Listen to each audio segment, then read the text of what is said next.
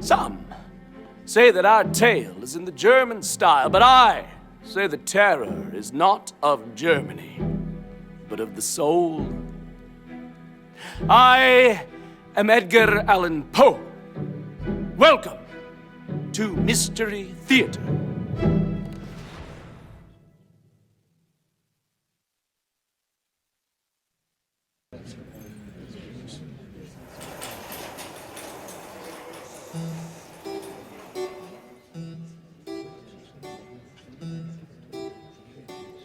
I have never known anyone so keenly alive to a joke as the king was. About the refinements, or as he called them, the ghosts of wit, he troubled himself very little. He relied instead upon the services of a jester, Hop Frog, a refugee from foreign lands, whom he had imprisoned for purposes of his own entertainment.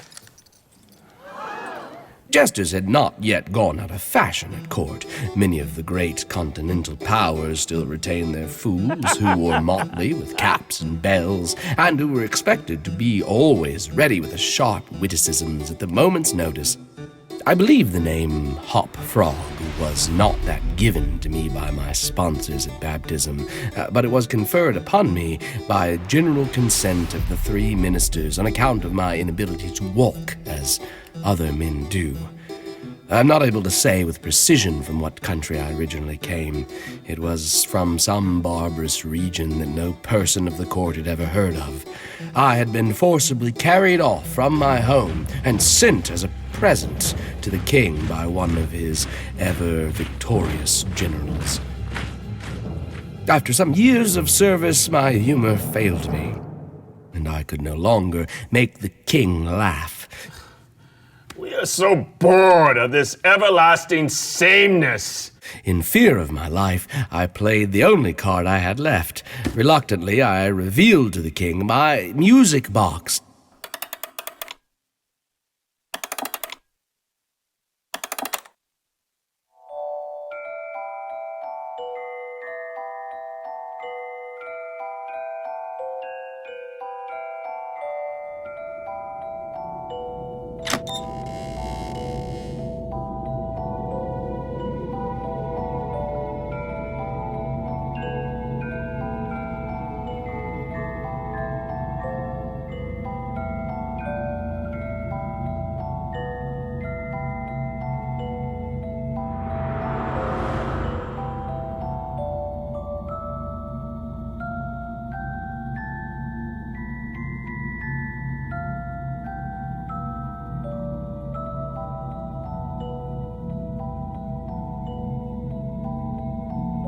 Trippetta was her name, and she was universally admired and petted at court.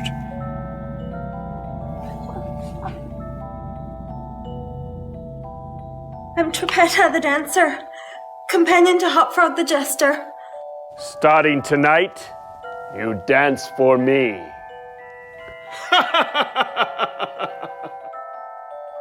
On some grand state occasion, the king determined to have a masquerade, and the talents both myself and Trippetta were sure to be called into play.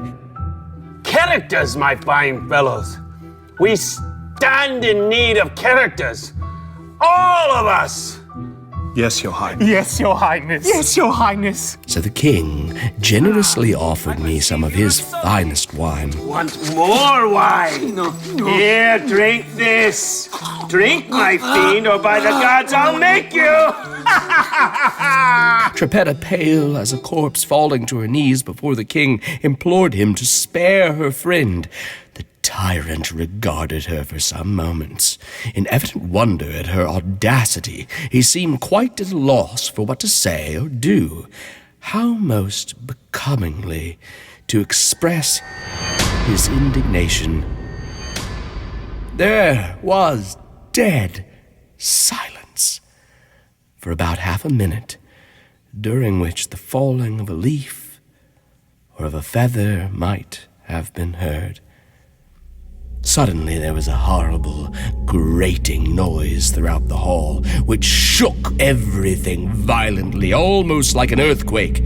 The king believed it was the gnashing of my teeth. Perhaps it was. And then I smiled, revealing my large, powerful, and repulsive teeth. Still in a jolly mood, the king and his ministers disrobed and demanded I provide their new costumes immediately. I don't know how this idea came into my mind, but just after Your Majesty had struck the girl, just after Your Majesty had done this, there came into my mind a most excellent game. One of my own country frolics. But here, it would be new altogether. No? Go on! It requires the participation of 4 people. Here we are!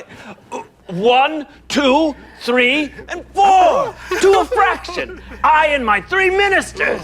Yes. The 4 chained orangutans. Then we will play it! But what, pray tell, is orangutan? A monster of some sort, perhaps. Yes. And it really is a most excellent game. And I showed them the book, The Ferocious Orangutan, King of Beasts. Yes, look at the drawings. Yes, the beauty of this game lies in the fright it occasions among women. I will disguise you as these monsters. Leave it to me. The resemblance shall be striking. The guests will take you for the real beasts. I told them. The chains will increase the confusion by their jangling. You are supposed to have escaped en masse from your zookeepers. I feel scary. The play is the thing wherein I'll catch the conscience of the king. The whole court was in a fever of expectation. The 4 monsters, taking my advice, waited patiently until midnight, when the room was filled with masqueraders. When the 4 monsters emerged from their hiding place, a wild panic overtook the masqueraders. I continued with my plan, cleverly chaining the savage beast to the chandelier.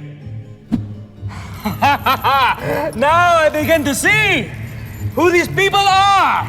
It is the great king who does not scruple to strike at a defenseless girl. And these his 3 privy councillors who abet him in the outrage.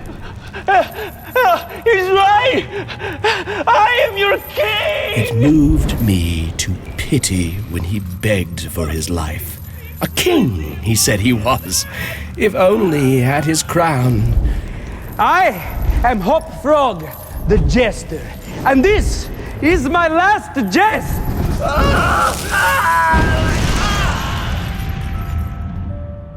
I climbed leisurely through the skylight to escape with my lovely accomplice.